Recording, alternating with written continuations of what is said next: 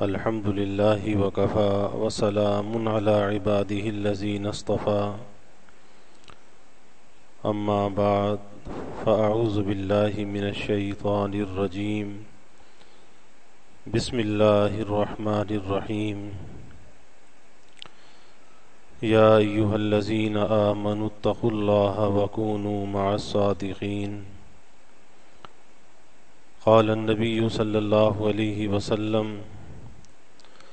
من قام لیلۃ القدر ایمانا واحتسابا غفر له ما تقدم من ذنبه او كما قال عليه الصلاة والتسلیم رب اشرح لي صدری ويسر لي امری واحلل عقدۃ من لسانی یفقهوا قولی سبحانك لا علم لنا إلا ما علمتنا إنك أنت العليم الحكيم إن الله وملائكته يصلون على النبي يا أيها الذين آمنوا صلوا عليه وسلموا تسليما اللهم صل على محمد عبدك ورسولك وصل على المؤمنين والمؤمنات والمسلمین والمسلمات صدق اللہ العظیم وصدق رسولہ النبی الکریم ونحن علی ذلک لمن الشاہدین والشاکرین والحمد للہ رب العالمین۔ اللہ رب العزت کا بے حد شکر اور احسان ہے۔ اللہ تعالیٰ نے محض اپنے فضل و کرم سے ہمیں اپنے گھر آنے کی اجازت توفیق عطا فرمائی۔ این سعادت بزور بازو نیست تانا بخشت خدائے بخشندہ،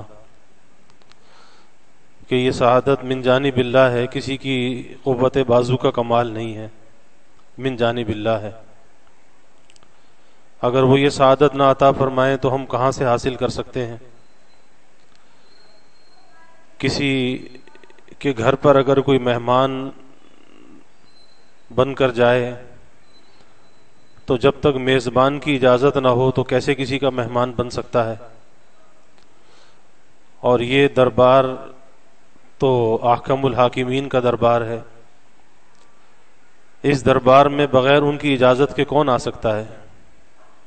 بغیر ان کی اذن کے اس بارگاہ میں کون آ سکتا ہے؟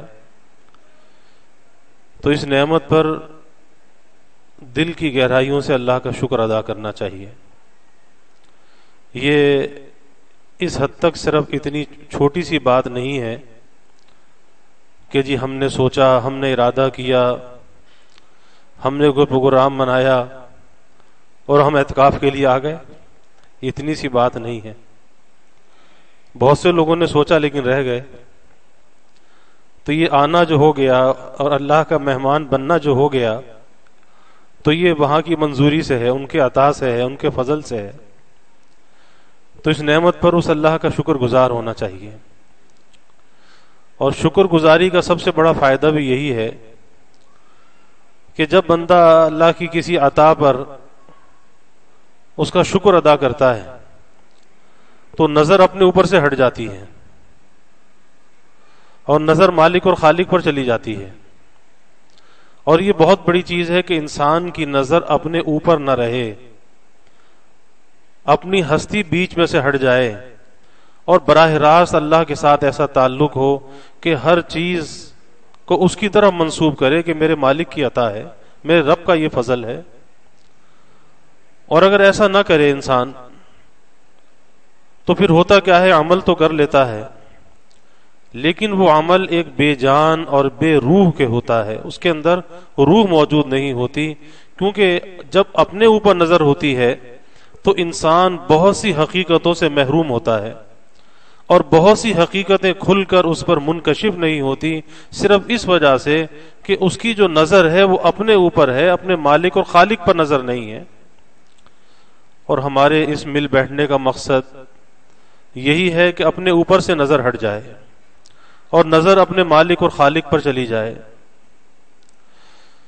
اب سب سے پہلی چیز یہ ہے کہ جب اللہ نے ہم پر فضل فرمایا اس مادیت کے زمانے میں، مصروفیت کے زمانے میں، کہ جہاں انسان کے لیے وقت نکالنا مشکل ہے، کہاں تو یہ کیفیت کہ آدمی سے کہو کہ بھئی آپ 10 منٹ اللہ کا ذکر کر لو، کہتے جی وقت نہیں ہے، تو 10 دن اللہ کے لیے فارغ کر لینا یہ بہت بڑی بات ہے۔ تو جب 10 دن اللہ کی رضا کے لیے فارغ کیے ہیں، اللہ کے گھر میں آئے ہیں، اب اسے کچھ قیمتی بنانا چاہیے اور اس کے مقصد کو حاصل کرنا چاہیے۔ اور کسی بھی عمل کو قیمتی بنانے کے لیے سب سے پہلی چیز، سب سے بنیادی چیز یہ ہوتی ہے کہ اس عمل کے اندر اخلاص ہونا چاہیے۔ اگر اس کے اندر اخلاص نہیں ہے، اللہ تعالیٰ کی رضا کا قصد اس کے اندر نہیں ہے، پھر عمل چاہے کتنا ہی اونچا کیوں نہ ہو، کتنا ہی بڑا کیوں نہ ہو، لیکن وہ عمل اللہ کو پسند نہیں ہے جو اللہ کی رضا کے لیے نہ کیا جائے۔ اخلاص کسے کہتے ہیں؟ اخلاص بھی اسی کو کہتے ہیں کہ اپنے اوپر سے نظر ہٹ جائے، اپنی ذات کا دخل باقی نہ رہے، بس خالص وہ عمل اللہ کی رضا کے لیے ہو، یا اللہ آپ کو راضی کرنے کے لیے ہے، یا اللہ آپ کو راضی کرنے کے لیے ہے۔ اللہم لک صلاتی و نسکی و محیای و مماتی و الیک مآبی و لک ربی تراسی، کہ ہمارا سب کچھ اللہ کے لیے ہے، ہماری نماز، ہمارا روزہ، ہمارا اعتکاف، ہمارا جینا، ہمارا مرنا، یہ سب کچھ اللہ کے لیے ہے۔ تو زندگی کے ہر موقع پر اللہ کی رضا کا قصد ہونا چاہیے۔ کس کے لیے ہے؟ اللہ کے لیے، اللہ راضی ہو جائے۔ اور یہ چیز خالی زبان سے نہیں ہونی چاہیے۔ ہاں زبان تو دل کی ترجمان ہے، لیکن دل کے اندر جو نیت اور ارادہ ہے، دل کی جو سچائی ہے، اللہ دل کی سچائی اور نیت کو دیکھتا ہے کہ دل کے اندر کیا سچائی اور نیت ہے، کیونکہ کوئی دل کی نیت اور ارادے کو نہیں جانتا کہ دل کے اندر کیا نیت ہے، کیا ارادہ ہے، لیکن اللہ جانتا ہے۔ تو اس لیے زبان سے ہم کسی کو دھوکہ دے سکتے ہیں، لیکن اللہ کو دھوکہ نہیں دے سکتے، کیونکہ اللہ دل کے ارادوں کو جانتا ہے، دل کے بھید کو جانتا ہے۔ تو سب سے پہلے اپنی نیت کو خالص کرنا چاہیے کہ یا اللہ یہ تیری رضا کے لیے ہے۔ کیونکہ کبھی ایسا بھی ہوتا ہے کہ انسان کی نیت میں کچھ ملاوٹ آ جاتی ہے اور اس ملاوٹ کی وجہ سے کچھ رکاوٹ آ جاتی ہے۔ کبھی کوئی آدمی ہے، کسی کو نوکری نہیں ملتی، اس نے کہا چلو اعتکاف کر لو شاید نوکری مل جائے۔ کسی کی دکان نہیں چلتی، اس نے کہا چلو اعتکاف کر لو شاید دکان چل پڑے۔ کسی کا رشتہ نہیں ہوتا، اس نے کہا کہ چلو اعتکاف کر لو شاید رشتہ مل جائے۔ اب یہ ساری چیزیں کیا ہیں؟ اس کے علاوہ اور بھی مقاصد ہو سکتے ہیں۔ کسی کوئی بیمار ہے، چلو اعتکاف کر لو صحت حاصل ہو جائے۔ تو اس مقصد کے لیے اعتکاف نہیں ہے، یہ تو خالص اللہ کی رضا کے لیے، اللہ کو راضی کرنے کے لیے ہے۔ ممکن ہے کہ اعتکاف کے بعد بھی نوکری نہ ملے، پھر کیا ہوگا؟ تو کیا اعتکاف سے بھی بدگمان ہو جائے گا؟ ممکن ہے کہ اعتکاف کے بعد بھی رشتہ نہ ملے، دکان نہ چلے، وغیرہ وغیرہ۔ تو اس کا مطلب کیا کہ پھر ایک نیک عمل سے بدگمان ہوگا کہ میں نے تو اس لیے کیا تھا اور میرا یہ مقصد تو مجھے حاصل ہوا نہیں۔ تو یاد رکھیے، چاہے وہ اعتکاف ہو، چاہے وہ نماز ہو، روزہ ہو، حج ہو، زکوٰۃ ہو، عمرہ ہو، کوئی بھی نیکی ہو، اس کے مقاصد یہ نہیں ہوتے کہ ہم اس مقصد کے لیے کوئی نیک کام کریں کہ جی ہمارا فلاں کام ہو جائے۔ وہ تو خالص اللہ کی رضا کے لیے، اللہ راضی ہو جائے، اور اس کے علاوہ کوئی نیت اور ارادہ نہیں، بس اللہ راضی ہو جائے۔ یہ ہے نیت کا خلوص، کہ جس میں کسی اور چیز کی کوئی آمیزش نہ ہو، کوئی ملاوٹ اس کے اندر نہ ہو۔ اگر اس کے اندر کوئی ملاوٹ ہوگی تو رکاوٹ آ جائے گی، اور اس کا جو صحیح فائدہ ہے، کہتے ہیں نا فصل لگانے کے لیے جب زمین میں فصل لگائی جاتی ہے تو بیج جو ہے وہ خالص ہونا چاہیے۔ کسان جو ہے بڑا ڈھونڈ کر بیج لاتا ہے، خالص بیج لے کر آتا ہے، پتا ہے کہ خالص بیج جب زمین پر جائے گا تو صحیح فصل آئے گی، اور اگر بیج کے اندر ملاوٹ ہوگی تو فصل کا ستیہ ناش ہو جائے گا۔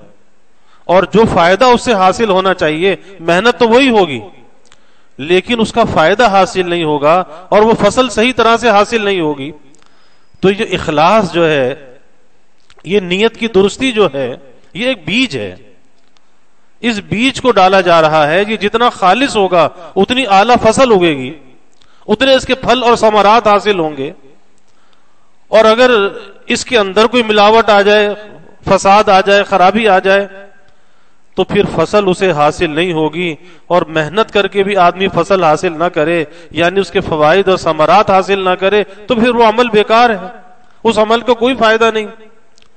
تو سب سے پہلی چیز کیا ہے؟ اللہ کی رضا کا قصد ہے، یا اللہ تیری رضا کے لیے ہے. اور پھر خالی ایک دفعہ نہیں، بار بار اس کی تجدید کرتا رہے، بار بار تجدید کرتا رہے. جب خیال آئے، جب یہی کہے کہ یا اللہ تیری رضا کے لیے ہے، یا اللہ تیری رضا کے لیے ہے، تاکہ کسی قسم کی کوئی آمیزش، کوئی ملاوٹ باقی نہ رہے. بار بار دل کے یقین سے کہتا رہے کہ یا اللہ میرا یہ عمل تیری رضا کے لیے، اور اس کے علاوہ میری کوئی غرض نہیں ہے، خالص اللہ کی رضا کے لیے. پھر بھائی دوسری بات یہ ہے کہ جب اللہ کے گھر میں ہم آ گئے تو اللہ کے مہمان بن گئے. کوئی کسی کے گھر پہ جاتا ہے، اس کا مہمان بن جاتا ہے. اب جب مہمان بن جاتا ہے تو مہمان اور میزبان کے حقوق ایک دوسرے سے وابستہ ہو جاتے ہیں. اور ہماری شریعت ہمیں یہی سکھاتی ہے کہ پوری شریعت کا جو خلاصہ ہے وہ حدود میں رہ کر حقوق کو ادا کرنا ہے. حدود میں رہ کر، حدود کیا ہے؟ شریعت کی بتائی ہوئی حد ہے، اور اس میں رہ کر حقوق کو ادا کرنا ہے. اب وہ کوئی بھی حق ہو سکتا ہے، وہ حق اللہ اور بندے کے درمیان بھی ہو سکتا ہے، وہ حق بندوں کے درمیان بھی ہو سکتا ہے، لیکن انسان کی زندگی کا دائرہ اسی درمیان میں گھومتا ہے کہ جب ہم اللہ کے گھر میں آ گئے، اللہ کے مہمان بن گئے، اب ہمارے ذمے کچھ ذمہ داریاں عائد ہو گئیں کہ اس اللہ کے گھر کا ادب اور احترام کریں. کوئی ایسا بے ادبی کا کام نہ کریں کہ جس سے اس گھر کا تقدس پامال ہوتا ہو، کیونکہ اس گھر کی نسبت میرے اور آپ کی طرف نہیں ہے، اس گھر کی نسبت اللہ کی طرف ہے. اور ظاہر ہے کہ جس گھر کی نسبت اللہ کی طرف ہو، پھر اس کا ادب اور احترام بھی اسی اعتبار سے ہونا چاہیے. جیسے کسی بادشاہ کا محل ہوتا ہے، کسی حاکم کا محل ہوتا ہے، تو عام جگہوں سے اس کے ضابطے کچھ اور ہوتے ہیں. اسی طرح سے یہ اللہ کا گھر ہے تو اور گھروں سے اس گھر کے ضابطے کچھ الگ ہیں. اس گھر میں کوئی دنیا کی باتیں نہ کرے، اس گھر میں کوئی شور شرابہ نہ کرے، اس گھر میں کوئی بدبودار چیز نہ لے کر آئے، کوئی بدبودار چیز کھا کر نہ آئے، کوئی بدبودار کپڑے پہن کر نہ آئے، کیونکہ یہاں ملائکہ ہوتے ہیں، ملائکہ کو اذیت ہوتی ہے، مسلین ہوتے ہیں، مسلین کو اذیت ہوتی ہے. تو اس گھر کے کچھ آداب ہیں. تو جب اللہ کے گھر میں ہم آ گئے، اب اس گھر کے آداب کا بجا لانا ضروری ہے کہ کوئی ایسا کام نہ کرے کہ جس سے ہمارا میزبان ہم سے ناراض ہو. کوئی ایسا کام نہ کرے، نہ قولن، نہ فعلن، نہ عملن، کوئی ایسا کام نہ کرے.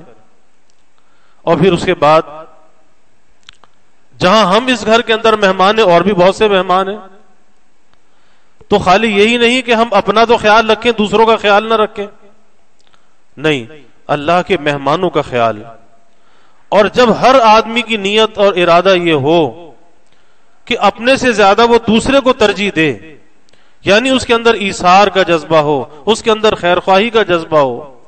ایثار اسی کو کہتے ہیں کہ اپنے پر دوسرے کو ترجیح دینا. اور اس کی بڑی مثالیں موجود ہیں کہ صحابہ کے زمانے میں ایک گھر سے صدقہ نکلتا تھا مدینہ طیبہ میں، پڑوس کے گھر میں جاتا تھا، پھر وہ پڑوس کے گھر میں جاتا تھا، پھر پڑوس کے گھر میں جاتا تھا، یہاں تک کہ گھوم کر واپس اسی گھر میں آ جاتا تھا. کس وجہ سے؟ میرا پڑوسی شاید مجھ سے زیادہ ضرورت مند ہے. آج تو ہم کہتے ہیں نا میرا بھلا ہو جائے، باقی کسی کا کچھ بھی ہو یا نہ ہو، مجھے پیٹ بھر کر مل جائے، بھلے کوئی بھوکا رہے تو رہے. نہیں، وہاں ایثار تھا. کیسا ایثار تھا؟ مجھ سے زیادہ میرا بھائی ضرورت مند ہے، اس کو بھیج دیا، اس نے آگے بھیجا، وہ گھوم کر واپس اسی گھر میں آ گیا. یہ ہے ایثار. تو یہ جذبہ ایک ایمان والے کے دل میں ہونا چاہیے کہ اپنی ذات پر اپنے بھائی مسلمان کو وہ ترجیح دے. اور صحابہ نے اس کی مثال قائم کر کے بتائی کہ جب رسول اللہ صلی اللہ علیہ وسلم نے مدینہ طیبہ ہجرت فرمائی تو انصار اور مہاجرین کے درمیان ایسا مواخات کا رشتہ قائم ہوا کہ آج دنیا اس کی مثال پیش کرنے سے قاصر ہے. ایسا عجیب و غریب تعلق قائم ہوا کہ اپنے کاروبار کے اندر مہاجرین کو شریک کیا, اپنے مکانات کے اندر شریک کیا. کسی کے پاس 2 مکان تھے, بھائی 1 مکان آپ لے لو. 2 تجارتیں تھیں, 1 تجارت آپ لے لو. اچھا 1 تجارت ہے, اس کے اندر میرے ساتھ شریک ہو جاؤ. یہ ساری مثالیں موجود ہیں. اور یہاں تک بھی کہ اگر کسی کے 2 بیویاں تھیں, اس نے کہا کہ میں 1 بیوی کو طلاق دے دیتا ہوں, جو آپ کو پسند ہو اس سے آپ نکاح کر لو. یہ سارا ایثار تھا, یہ مواخات کا رشتہ تھا جو اللہ کے حبیب صلی اللہ علیہ وسلم نے قائم کرایا.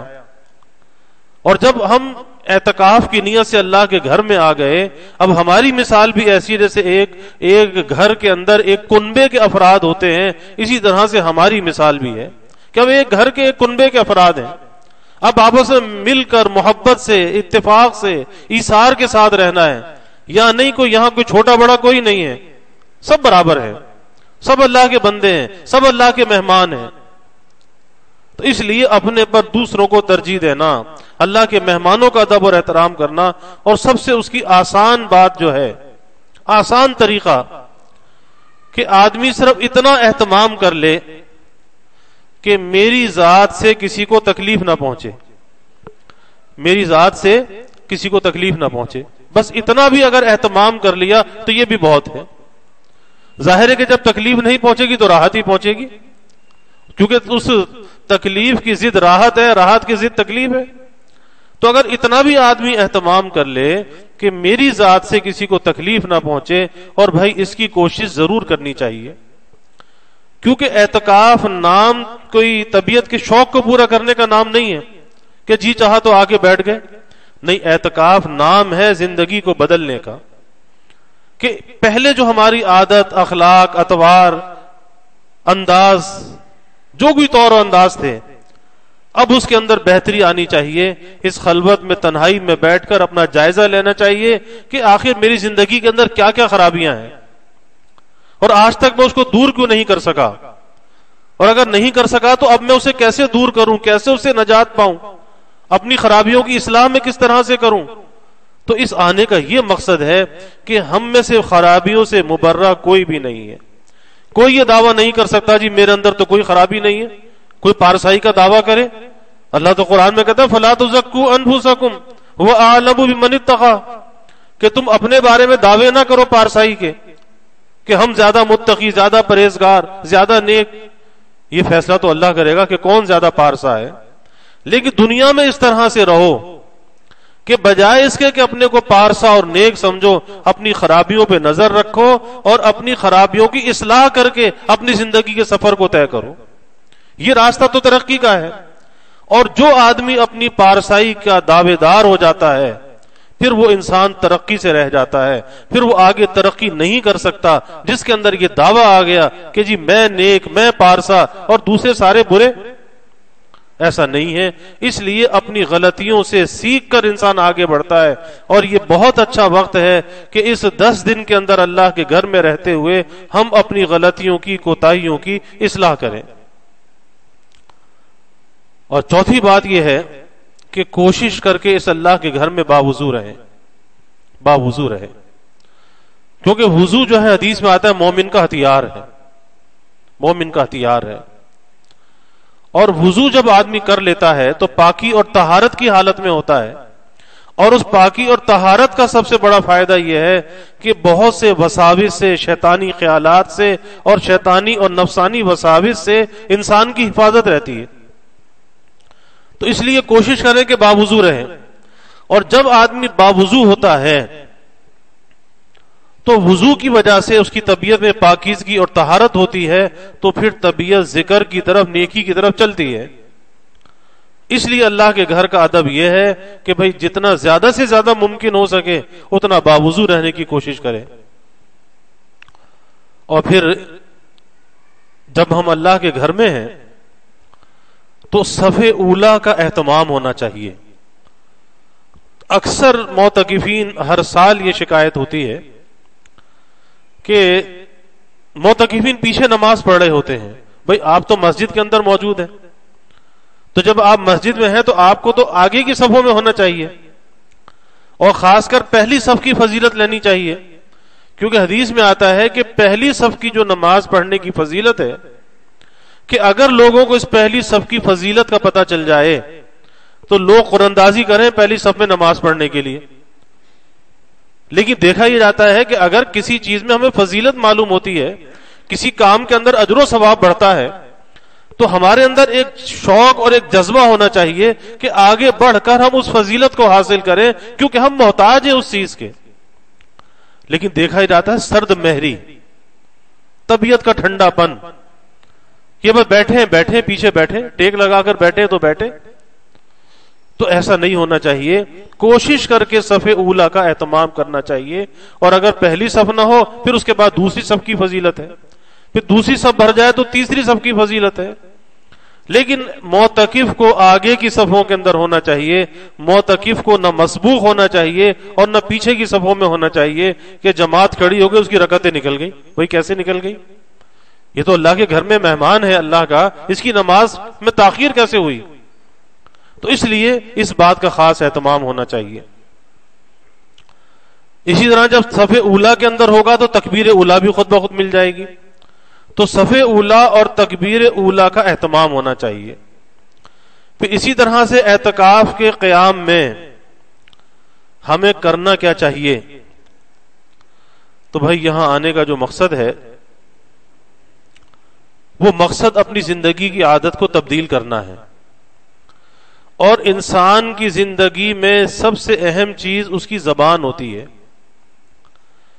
اس زبان کے ذریعے سے انسان اللہ کے قرب کو بھی پاتا ہے, نیکیوں کے ذخیرے بھی حاصل کرتا ہے, سب سے زیادہ نیکیاں اسی زبان سے کرتا ہے, اور سب سے زیادہ کوتاہیاں بھی انسان کی زبان کرتی ہے.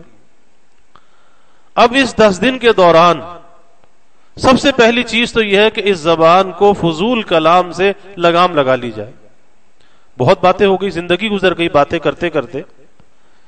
اب تو کم از کم یہ 10 دن اللہ کے لیے ہم فارغ کر لیں, اور اس 10 دن کے اندر کم از کم اس زبان کو روک لیں, کیونکہ جب تک اس زبان کو نہیں روکا جاتا فضولیات سے, کثرت کلام سے, تو یہ کسی نہ کسی خرابی کے اندر انسان کو مبتلا کر دیتی ہے. جہاں ذرا سی بے احتیاطی ہوئی وہیں کو جھوٹی بات زبان سے نکل گئی. جھوٹ کسے کہتے ہیں؟ خلاف واقعہ بات. جہاں ذرا سی بے احتیاطی ہوئی کسی کی غیبت ہو گئی. اب ایک آدمی مسجد میں بیٹھا ہو اور غیبت جیسے گناہ کبیرہ کا ارتکاب کر رہا ہو, کیونکہ جب آپس کے اندر باتیں ہوتی ہیں وہ باتیں کیا ہوتی ہیں؟ وہ غیر کا تذکرہ ہوتا ہے, کسی دوست کا, کسی رشتہ دار کا, کسی پڑوسی کا, کسی جان پہچان والے کا, جی فلاں نے ایسا کیا اور فلاں نے ایسا کیا. اور غیبت کسے کہتے ہیں؟ غیبت کی تعریف یہی بیان کی اللہ کے حبیب صلی اللہ علیہ وسلم نے کہ اپنے بھائی کی کسی ایسی بات کو بیان کرنا کہ جسے وہ نہیں چاہتا کہ میری بات کسی کے سامنے نقل کی جائے, یعنی اس کی سچی بات کو کسی کے سامنے بیان کرنا. صحابہ نے یہ سوال کیا کہ وہ بات اس کے اندر موجود ہو جب بھی غیبت ہے؟ آپ نے فرمایا کہ جب بھی تو غیبت ہے, یعنی کسی کی سچی برائی کرنا یہ غیبت ہے. اور اگر اپنی جانب سے اس میں کچھ اضافہ کر دیا, اور آج ایسا ہی ہوتا ہے, فرمایا کہ یہ بہتان ہے, اور یہ بہتان غیبت سے بھی بڑا گناہ ہے. تو اللہ کے گھر میں بیٹھ کر, غیبت تو باہر بھی جائز نہیں ہے, غیبت تو گھر میں بھی جائز نہیں, دکان پر بھی جائز نہیں, تو پھر اللہ کے گھر میں بیٹھ کر غیبت کی جائے؟ اس سے بہتر ہے کہ اس زبان کو بند رکھا جائے, اس زبان کو قابو میں رکھا جائے. اور اس کا آسان سا طریقہ یہ ہے کہ آدمی ہاتھ میں تسبیح لے, اللہ کا ذکر کرتا رہے, قرآن مجید کھول کر بیٹھ جائے, اللہ تلاوت کرتا رہے, استغفار کا معمول رکھے, تلاوت کا معمول رکھے. لیکن اس زبان کو کثرت کلام سے بچائے, کیونکہ یہ زبان جو ہے سب سے زیادہ انسان کو جہنم میں لے جانے کا ذریعہ بنے گی. یہ کوئی خوبی اور کمال کی بات نہیں ہے کہ زیادہ بولنا, زیادہ باتیں کرنا ہم سمجھتے ہیں کوئی کمال کی بات ہے. نہیں, اللہ کے حبیب صلی اللہ علیہ وسلم نے فرمایا کہ خاموشی میں نجات ہے, جو خاموش رہا اس نے نجات پائی. تو بولنا کمال نہیں ہے، خاموش رہنا یہ کمال ہے. اگر ہم کمال ہی حاصل کرنا چاہتے ہیں تو خاموش رہ کر تو ہو سکتا ہے، لیکن بول کر کمال حاصل نہیں ہو سکتا. تو اس لیے اس قیام کے دوران کثرت ذکر، کثرت تلاوت، کثرت استغفار، کثرت درود شریف ہر آدمی معمول مقرر کرے. مثلا معتکف ہے، نہ یہاں کوئی دکان ہے، نہ ملازمت ہے، نہ بیوی، نہ بچے، کچھ بھی نہیں، تو اگر 3 پارے یومیہ تلاوت کی جائے تو ایک قرآن مجید اعتکاف کے اندر ختم ہو سکتا ہے. اور کم از کم ہر معتکف کو ایک قرآن مجید ختم کرنا چاہیے. 3 پارے کی تلاوت کوئی مشکل کام نہیں ہے. ارے بھائی آج بھی ایسے لوگ موجود ہیں کہ جو ایک قرآن مجید روز ختم کر لیتے ہیں، ایک قرآن مجید، اور 10-15 پارے پڑھنا تو معمولی بات ہے. اور ایسے لوگ بھی موجود ہیں کہ کسی نے 5 قرآن ختم کیے اب تک، کسی نے 7 قرآن ختم کیے، ایسے لوگ بھی موجود ہیں. تو کیا 10 دن کے اندر ایک قرآن مجید ختم نہیں ہو سکتا؟ اس لیے کم از کم اتنا، کیونکہ جب تک آدمی اپنے لیے کوئی ٹارگٹ مقرر نہیں کرتا کہ جی میں نے یہ ٹارگٹ حاصل کرنا ہے، اس چیز کو میں نے حاصل کرنا ہے، اس وقت تک وہ کام نہیں کر سکتا. اس لیے اپنا ٹارگٹ، اپنا ہدف مقرر کرنا چاہیے کہ میں نے کیا چیز حاصل کرنی ہے. تو 3 پارے کم از کم یوم میں قرآن مجید کی تلاوت ہونی چاہیے، تاکہ اس 10 دن کے قیام کے دوران ایک قرآن مجید تو ختم ہو. اس سے زیادہ جس کو توفیق ہو جائے، آپ 2 ختم کریں، 3 ختم کریں. میں کل بھی واقعہ عرض کر رہا تھا، ہمارے حضرت والد صاحب رحمۃ اللہ علیہ نے واقعہ سنایا کہ حضرت قاری رحیم بخش صاحب پانی پتی رحمۃ اللہ علیہ ایک مرتبہ سکر میں آئے، اکثر آنا جانا ہوتا تھا. تو والد صاحب فرماتے تھے کہ حضرت نے وضو کیا اور وضو کر کے کہا کہ میں ذرا 2 رکعت تحیۃ الوضو کی پڑھ لوں. تو والد صاحب نے فرمایا کہ میں بھی شریک ہو گیا، حضرت کے ساتھ نیت باندھ دی، حضرت نے تلاوت شروع کر دی، اور جب سلام پھیرا تو 10 پارے کی تلاوت کی، 10 پارے کی تلاوت کر کے سلام پھیرا. آپ اندازہ لگائیے. تو یہ تو ایک قرآن مجید تو میں کم سے کم آپ سے کہہ رہا ہوں، اس سے زیادہ بھی کر سکتے ہیں، 1 کیا 3 بھی کر سکتے ہیں، 5 بھی کر سکتے ہیں، لیکن اس کے لیے شوق اور جذبہ چاہیے. اور اللہ کا قرآن ایسا ہے، یہ کلام ایسا ہے کہ اس کا پڑھنے والا کبھی تھکتا نہیں ہے. جتنا پڑھتا جاتا ہے طبیعت میں شوق بڑھتا جاتا ہے، کیونکہ ایک بیت اللہ کی زیارت ایسی ہے اس سے کبھی انسان سیر نہیں ہوتا. اسی طرح یہ اللہ کا کلام ایسا ہے کہ اس کی تلاوت سے کبھی سیری نہیں ہوتی. جتنا تلاوت کرتا چلا جائے پیاس بڑھتی جاتی ہے، لیکن پیاس کم نہیں ہوتی. کاش کہ اللہ ہمیں یہ جو شوق پیدا کر دے، اس سے محبت و لگاؤ عطا فرما دے. تو کم از کم 3 پارے یومیہ، یہ کم سے کم ہے. اس سے زیادہ جس کے اندر جو ہمت ہو. پھر اس کے ساتھ ساتھ 1000 درود پاک کا اہتمام ہونا چاہیے. صلی اللہ علیہ وسلم، صلی اللہ علیہ وسلم، صلی اللہ علیہ وسلم، بڑے شوق کے ساتھ، بڑی محبت کے ساتھ، کہ جب بھی رسول اللہ صلی اللہ علیہ وسلم پر درود پاک پڑھے تو بڑے شوق سے، بڑی محبت کے ساتھ پڑھے، کیونکہ یہ آپ کا حق ہے. اور یہ درود پاک پڑھنا یہ ذکر رسول صلی اللہ علیہ وسلم ہے. اور وہ ساعتیں بڑی مبارک ساعتیں ہیں کہ جس میں آدمی ذکر رسول صلی اللہ علیہ وسلم کرے، اس سے زیادہ کون سی بابرکت ساعتیں ہوں گی. تو 1000 مرتبہ کم از کم درود پاک کا اہتمام ہونا چاہیے. پھر اس کے ساتھ ساتھ استغفار کا اہتمام ہونا چاہیے. جیسے کہتے ہیں نا آج کل یہ کرونا کا زمانہ ہے، کہتے جی وہ ہاتھوں کو سینیٹائز کرو، بار بار سینیٹائز کرو. تو اسی طرح سے ہمارے دل کا جو سینیٹائز ہے وہ استغفار سے ہوتا ہے. اندر کی جو خرابیاں دور ہوتی ہیں وہ استغفار سے ہوتی ہیں. تو اس دل کو سینیٹائز کرنے کے لیے استغفار کی ضرورت ہے.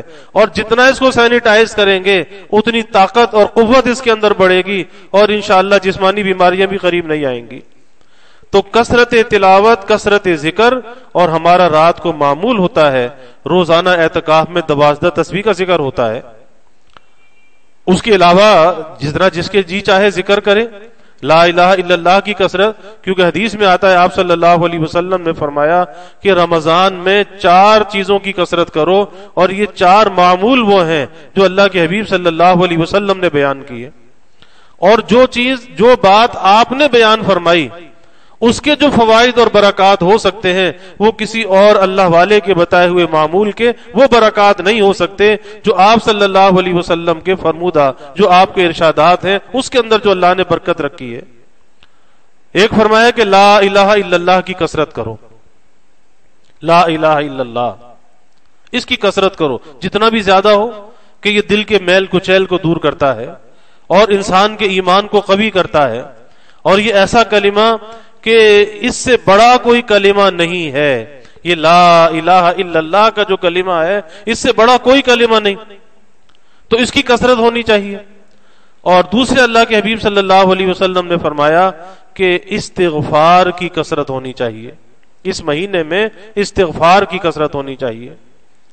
اب استغفار کے مختلف صیغے ہیں، استغفر اللہ واتوب الیہ، استغفر اللہ ربی من کل ذنب واتوب الیہ، استغفر اللہ العظیم الذی لا الہ الا هو الحی القیوم واتوب الیہ، اور بھی صیغے ہیں۔ تو جو صیغہ زبان پر آئے کثرت سے استغفار۔ اور تیسرے فرمایا کہ رمضان کے مہینے میں جنت کا اللہ سے سوال کرو، جنت کا اللہ سے سوال کرو، اور ظاہر ہے کہ ہم سب جنت کے محتاج ہیں، تو اپنی ہر دعا میں اللہ سے جنت کا سوال کرنا چاہیے۔ کون تعلیم فرما رہے ہیں؟ رحمت کائنات صلی اللہ علیہ وسلم، اللہ سے جنت کا سوال کرو۔ اور فرمایا کہ جہنم سے پناہ مانگو، جہنم کے عذابوں سے، جہنم کی شدت سے، اس کی پکڑ سے اللہ کی پناہ مانگو، اللہ اسے محفوظ رکھے، کیونکہ وہ شدت اس کی ایسی ہے کہ انسان تصور بھی نہیں کر سکتا کہ اس کی تکلیف کو برداشت کر سکے۔ تو بھائی اپنے معمولات کے اندر کثرت سے ذکر ہے، یعنی لا الہ الا اللہ کی کثرت ہے، استغفار کی کثرت ہے، اور کچھ نہ ہو تو کم از کم 1000 مرتبہ استغفار کر لیا جائے، اگر نہیں ہو سکتا تو 300 مرتبہ کر لیا جائے، لیکن معمول کے اندر یہ ہونا چاہیے، کیونکہ یہ فرصت کے لمحات ہیں، اس لیے یہ بات عرض کی جا رہی ہے کہ کوئی ایک ایسا معیار مقرر کیجئے، کوئی ایسا نصاب مقرر کیجئے تاکہ اس کا کرنا آسان ہو۔ اور پھر قرآن مجید کی تلاوت اور درود پاک کا اہتمام۔ اور سب سے اہم بات یہ ہے کہ اس پر انشاءاللہ تعالی آئندہ بات ہوتی رہے گی کہ یہاں پر رہتے ہوئے اپنے دل کے تزکیے کا اہتمام ہونا چاہیے، کہ یہ فرصت کے لمحات ہیں۔ دل کا تزکیہ کیا ہے؟ تزکیہ کہتے ہیں صفائی کو، پاکیزگی کو۔ دل کا تزکیہ یہ ہے کہ ہمارا دل اچھے اخلاق سے مزین ہو جائے اور برے اخلاق ہمارے دل سے نکل جائیں، کیونکہ اخلاق کا جو تعلق ہے وہ انسان کے ظاہری اعضاء کے ساتھ نہیں ہے، اس کا تعلق انسان کے قلب کے ساتھ ہے۔ اب اس اخلاق میں اخلاق حسنہ بھی ہیں جو اچھے اخلاق کہلاتے ہیں، اور برے اخلاق بھی ہیں، تو اچھے اخلاق کو حاصل کرنا ہے اور برے اخلاق سے اپنے کو بچانا ہے، اور یہ تزکیہ کہلاتا ہے، تزکیہ قلب۔ اور جتنی دل کے اندر اخلاق کی درستی ہوتی جاتی ہے اتنا دل کے اندر صفائی آتی جاتی ہے، اور دل کے اندر اللہ کی محبت اور اللہ کا تعلق بڑھتا جاتا ہے۔ تو تزکیے کا اہتمام کرنا۔ اچھے اخلاق کون سے ہیں؟ انسان کے اندر صبر ہونا چاہیے، شکر ہونا چاہیے، اس کے اندر تواضع ہونی چاہیے، اس کے اندر توکل ہونا چاہیے، اس میں تفویض ہونی چاہیے، اس کے اندر رجا ہونی چاہیے، اپنی امیدیں اللہ سے وابستہ کرنی چاہیے، اس کے اندر شوق ہونا چاہیے، اس کے اندر محبت ہونی چاہیے۔ یہ سارے اچھے اخلاق ہیں، اخلاق حسنہ، اچھے اخلاق۔ اور برے اخلاق کیا ہیں؟ تکبر ہے، عجب ہے، خود پسندی ہے، حرص ہے، لالچ ہے، طمع ہے، یہ سارے برے اخلاق ہیں۔ تو برے اخلاق سے انسان کا دل خالی ہو اور اچھے اخلاق سے اس کا دل مزین ہو، اور یہ موقع ہے کہ 10 دن یہاں پر رہ کر ہم اپنی اصلاح کی فکر کریں، اچھے اخلاق سے اپنے دل کو مزین کریں اور برے اخلاق سے اپنے دل کو پاک اور صاف کریں، کیونکہ پھر ایسا موقع ملنے والا نہیں ہے۔ اسی طرح سے یہاں پر رہتے ہوئے، یہاں کے اس 10 دن کے قیام کے دوران اپنی زبان اور نظر کی حفاظت کا بڑا اہتمام کریں۔ پھر یہ آخر میں بات عرض کر رہا ہوں کہ نظر کی بھی حفاظت اور زبان کی بھی حفاظت، کہ نہ نظر بہکنے پائے اور نہ زبان بہکنے پائے، کیونکہ زبان اگر بہکتی ہے، نگاہ اگر بہکتی ہے، کان اگر بہک جاتے ہیں، کہ بعض دفعہ آدمی زبان سے غیبت نہیں کرتا لیکن کان سے سن لیتا ہے، تو یاد رکھیے کہ جس چیز کا زبان سے نکالنا، جس بات کا زبان سے نکالنا گناہ ہے تو یہ ایک ضابطہ ہے، اس کا سننا بھی گناہ ہے. جو زبان سے جو بات کرنا گناہ، اس کا سننا بھی گناہ. تو کبھی انسان زبان سے کرتا نہیں لیکن کانوں سے سن لیتا ہے، اور ذہن میں یہ وسوسہ ہوتا ہے کہ جی میں کون سی غیبت کر رہا ہوں، میں کون سی کوئی بری بات کر رہا ہوں، سنی تو رہا ہوں. تو جو کرنے کا گناہ وہ سننے کا گناہ. تو اس لیے نگاہ کی بھی حفاظت ہونی چاہیے، کسی پر نفرت کی نگاہ نہ ہو، کسی پر شہوت کی نظر نہ ہو، اپنے اوپر بڑائی کی نظر نہ ہو. تو اس چیز سے اپنی نظر کو بچانا، اور اسی طرح سے زبان کی حفاظت، اپنے کانوں کی حفاظت.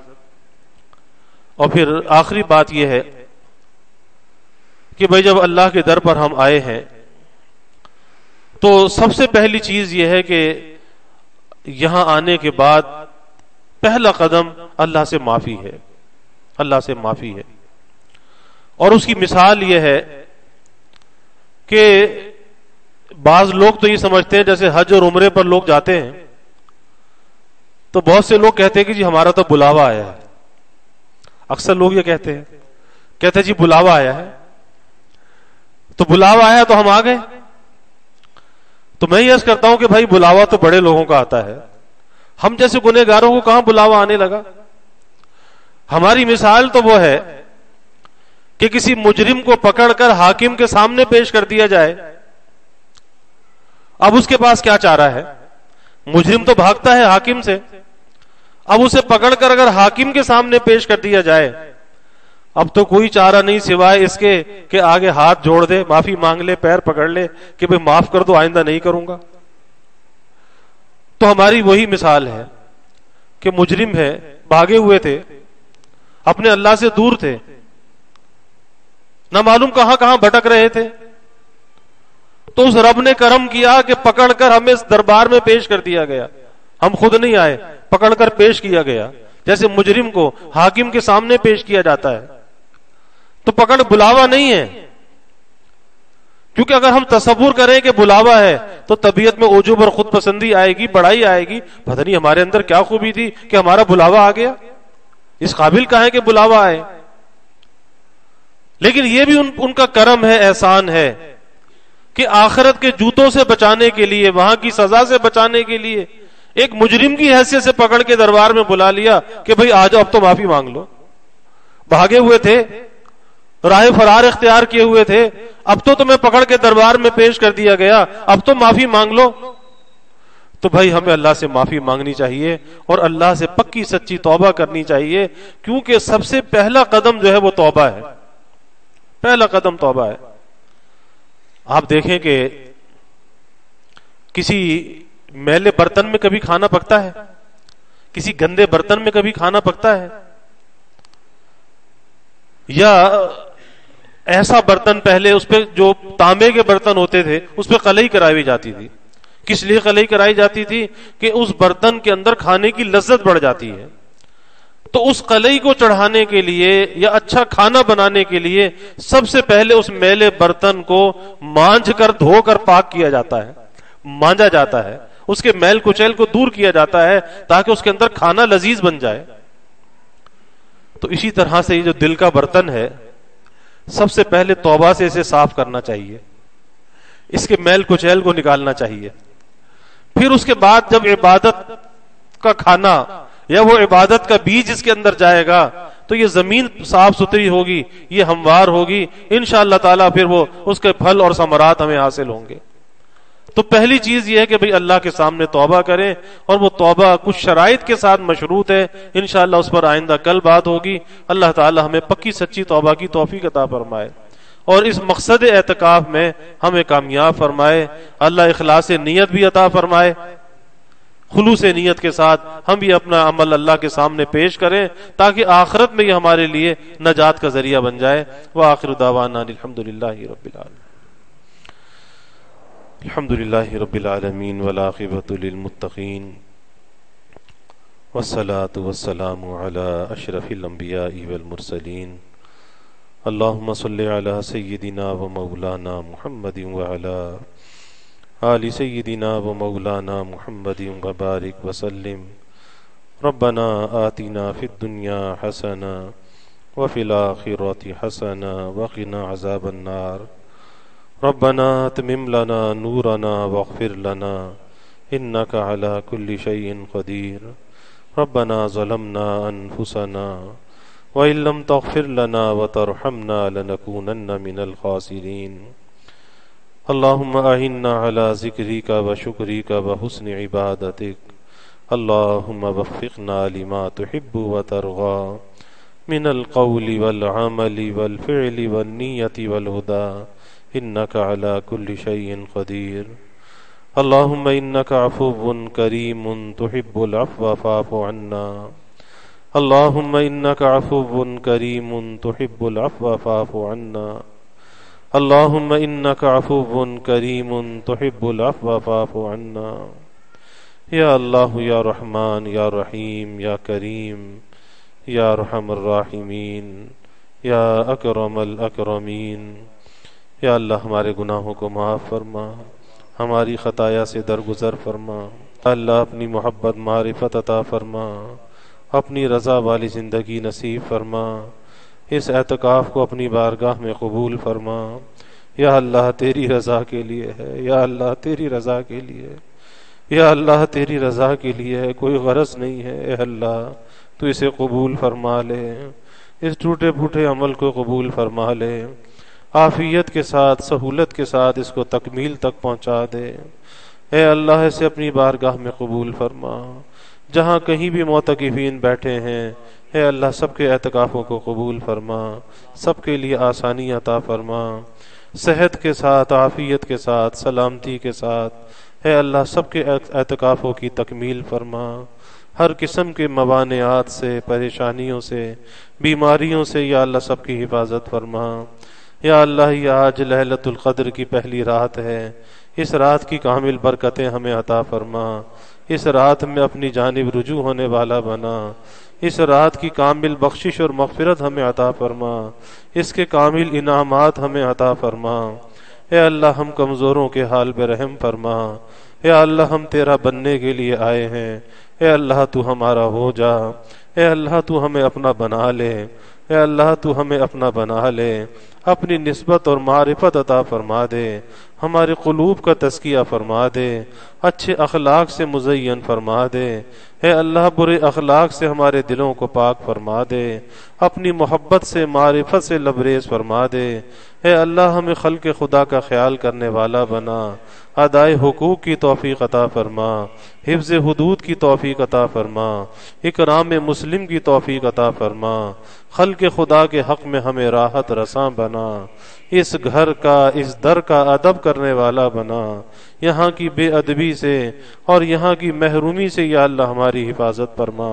اے اللہ ہم میں سے کوئی بھی محروم نہ رہے، اے اللہ ہم میں سے کوئی بھی محروم نہ رہے، اے اللہ جو آیا تجھے تیری چاہت میں آیا، اے اللہ جو بھی یہاں سے جائے نوازا ہوا جائے، اے اللہ انعامات کے ساتھ جائے، تیری نسبت اور معرفت کے ساتھ جائے، اے اللہ کوئی دھتکارا ہوا نہ جائے، کوئی محروم نہ جائے، سب کے دلوں کی نیک تمناؤں کو آرزوؤں کو پورا فرما، اے اللہ سب کے گھروں میں چین سکون عافیت عطا فرما، سب کی اولادوں کو نیک صالح بنا، آنکھوں کی ٹھنڈک بنا، گھروں کے ماحول کو جنت نشاں بنا۔